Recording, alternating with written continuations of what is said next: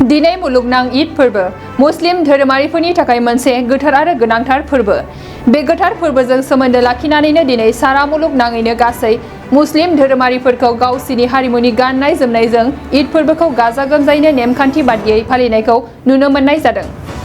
बेबादिनो क'क्राझार सहरनि खोला फारसे थानाय मख्रापारा इन्द्रा कल'नियाव दिनै रंगिना संगिना हाबाफारिजों इस्लाम धोरोमनि गोथार फोरबो ईद फोरबोखौ फालिदों।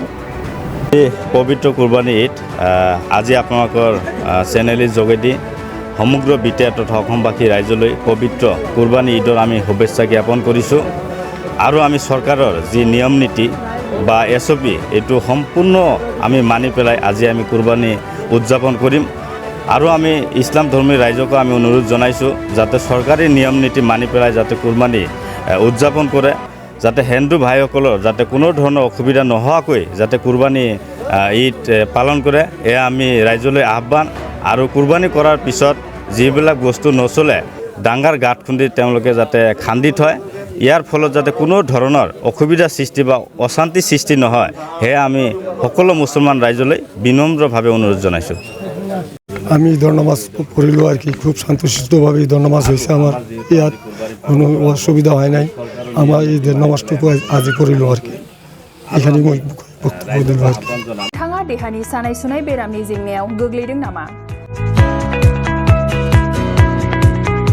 गावनि देहानि सानाय सुनाय बेरामखौ लानानै दुखुआव दं नामा?